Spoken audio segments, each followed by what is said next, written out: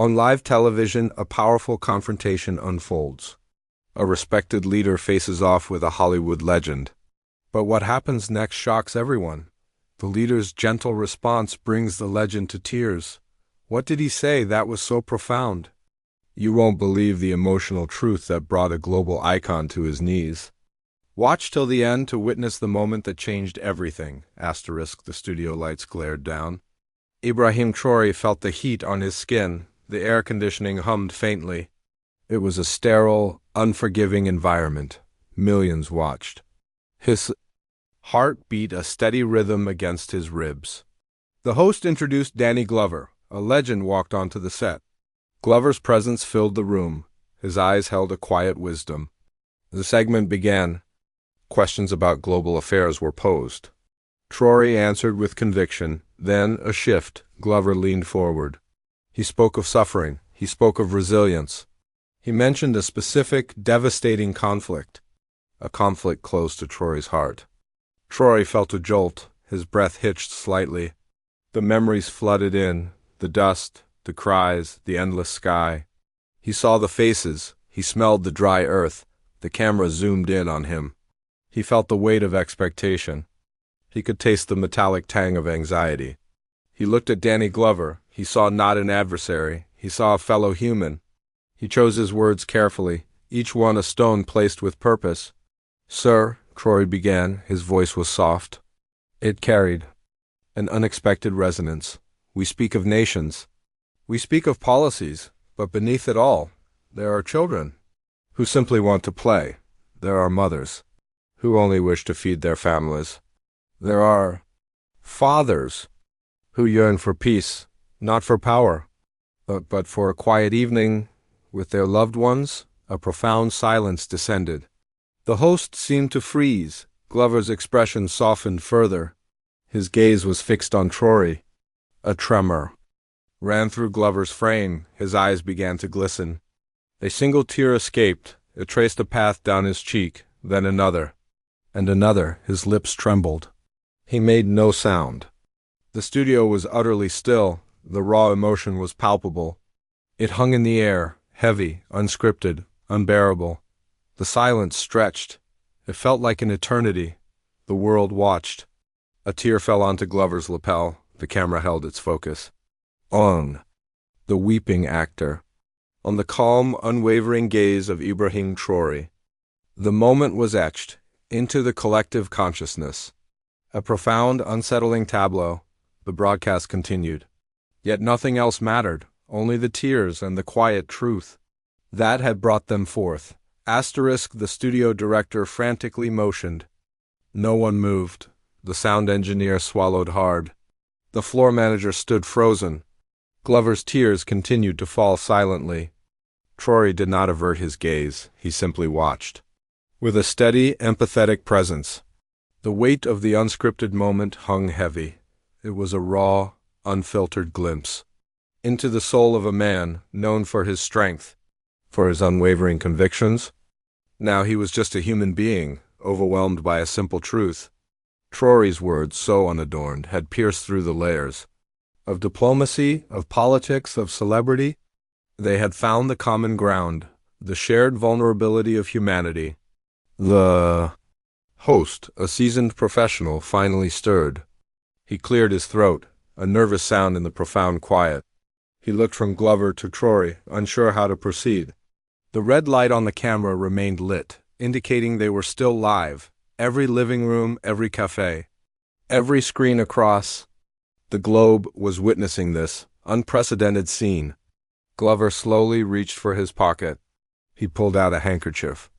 A simple white square. He dabbed at his eyes. His shoulders shook faintly. He took a deep, shuddering breath. "You are right," Glover finally whispered. His voice was hoarse, barely audible. "You are absolutely right." He looked up. His eyes, still wet, met Traoré's. There was no anger, no defensiveness, only profound sorrow and a dawning understanding.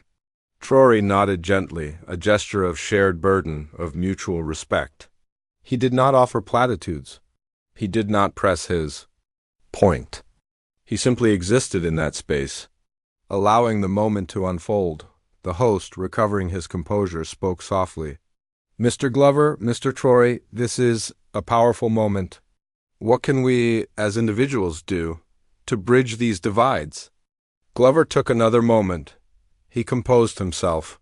His voice, though still rough, gained some of its familiar gravitas. We must listen, Glover said. His gaze swept across the studio, as if addressing every viewer. We must truly listen. To the voices often ignored, to the suffering we prefer not to see, to the simple human needs that transcend all borders. He paused. His eyes returned to Traoré. Thank you, Ibrahim. He pronounced the name with reverence. Thank you for that reminder. Traoré offered a small, knowing smile. It was not a triumphant smile, but one of quiet conviction. The children do not care for our politics, sir. Traoré reiterated, his voice still calm. They only wish for peace. The segment concluded shortly after. The host, visibly moved, struggled to deliver the closing remarks. The credits began to roll, but the image of Danny Glover's tears and Ibrahim Traoré's gentle truth lingered. It became a viral sensation. Clips spread like wildfire across social media platforms. Headlines screamed, "The tears that shook the world." Humanity on live TV, the public conversation shifted. From geopolitical analysis to the raw human cost of conflict. For Traoré, the aftermath was overwhelming. His phone buzzed incessantly. Emails flooded his inbox. Requests for interviews poured in from every major news outlet. He was no longer just a figure. He was a symbol, a voice for the unheard. He felt the immense responsibility, the weight of newfound attention. He knew this was an opportunity to amplify the message, to speak for those who could not. But he also felt a deep weariness, the emotional toll of that live confrontation, the vulnerability he had witnessed, the pain he had stirred. It stayed with him long after the cameras stopped rolling. He remembered the look in Glover's eyes, the sheer, unadulterated pain reflected in their depth.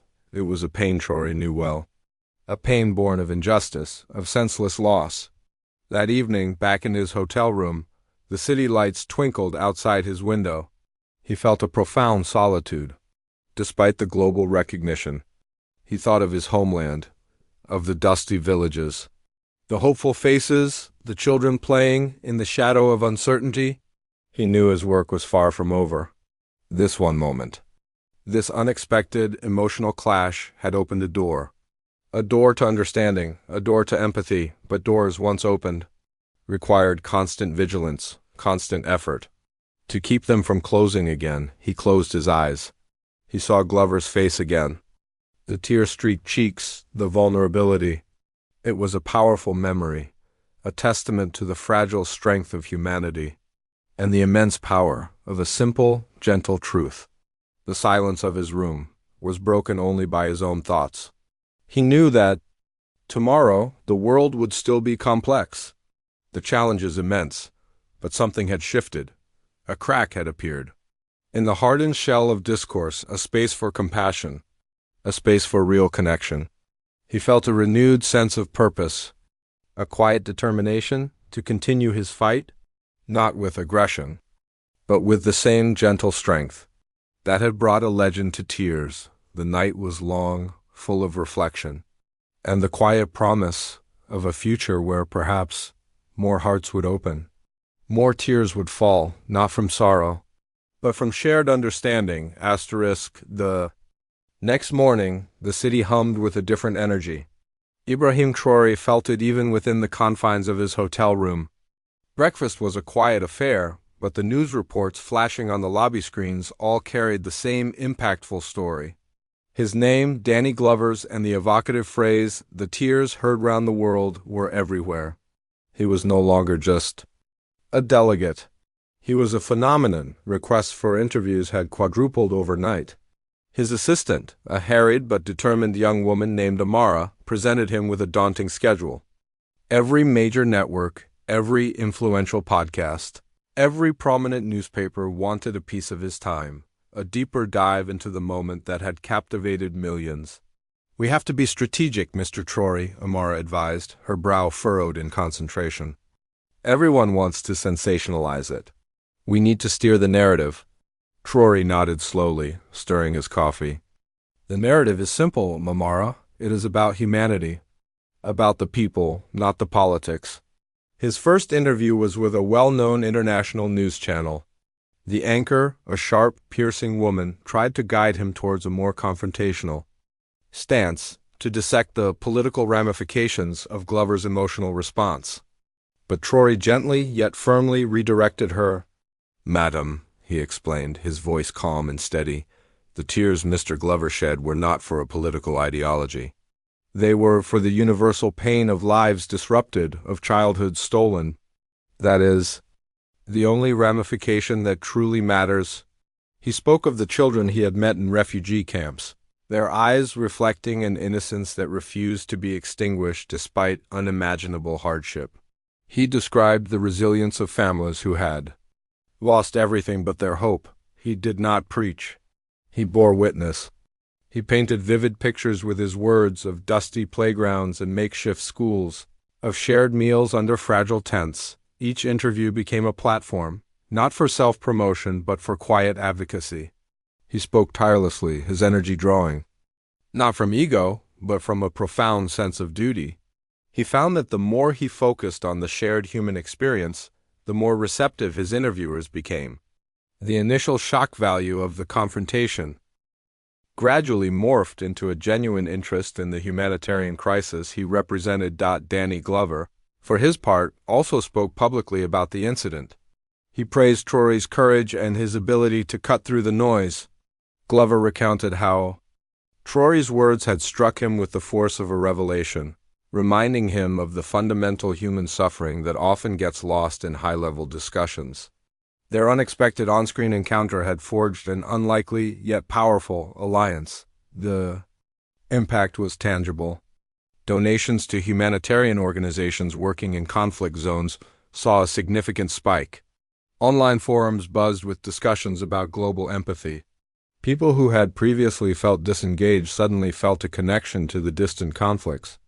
Traoré's message, delivered with such disarming honesty, had transcended geographical and cultural barriers. He spent days crisscrossing the city, moving from one studio to another, his message unwavering. The fatigue began to settle in, a deep ache in his bones, but the faces he had seen in his mind's eye, the children, the mothers, the fathers, spurred him on. This was not about him. It was about them. One evening, as he prepared for another round of interviews, he received a message. It was from Danny Glover. A simple text, inviting him for a quiet dinner. No cameras, no press, just the two of them.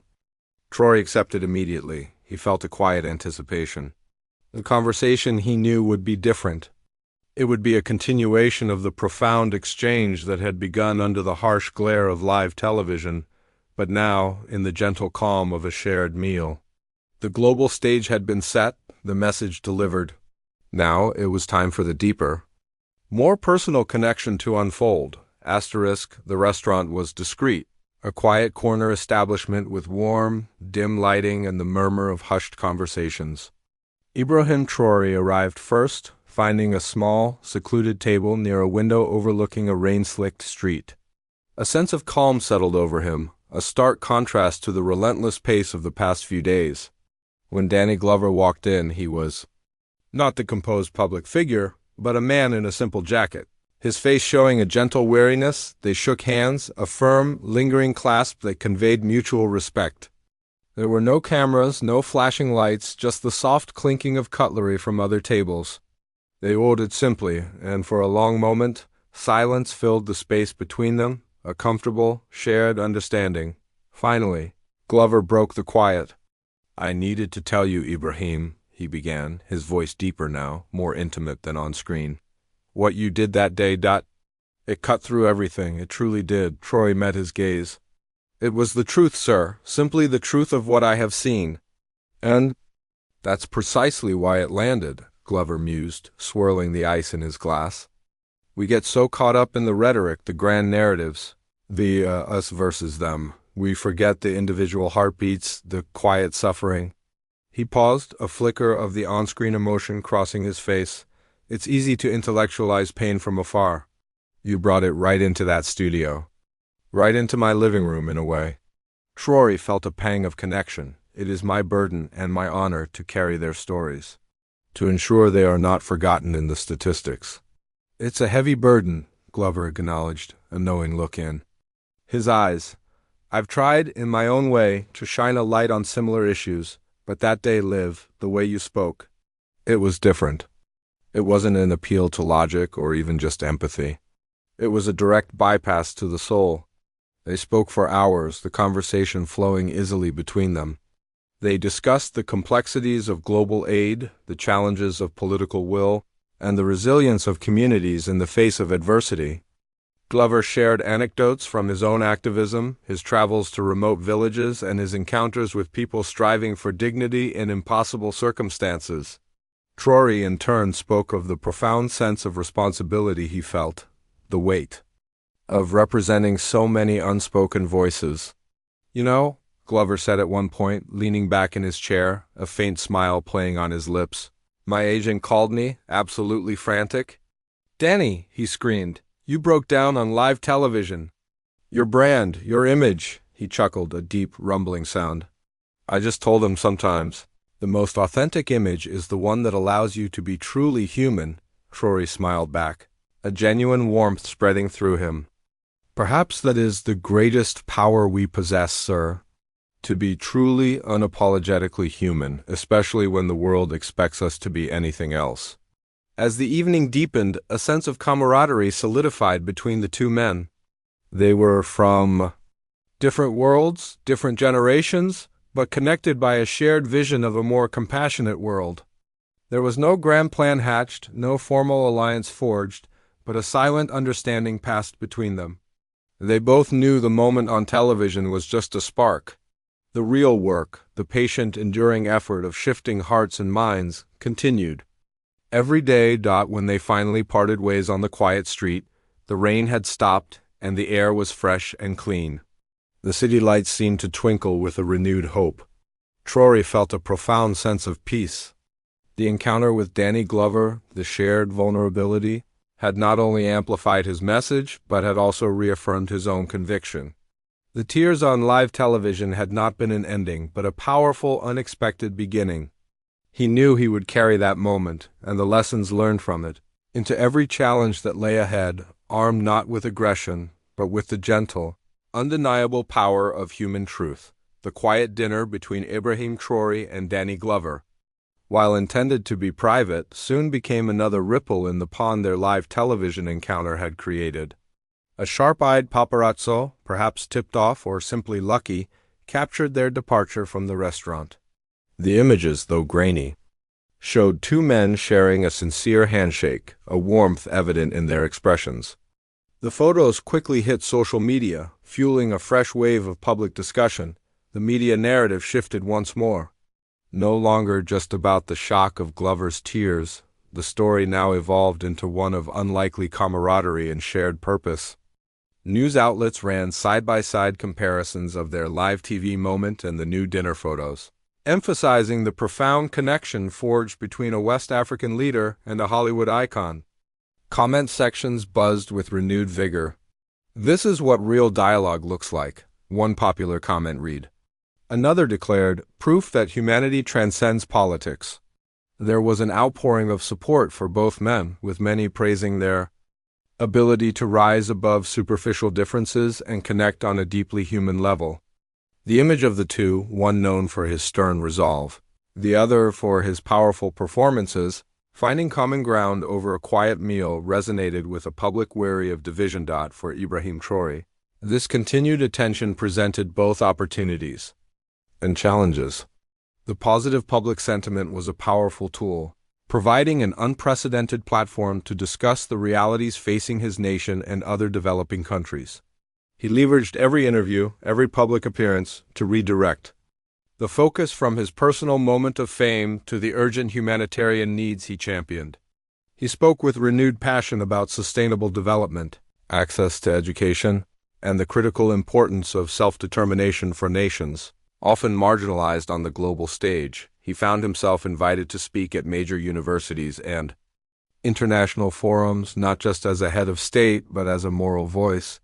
His message, now infused with the viral power of his interaction with Glover, seemed to carry more weight.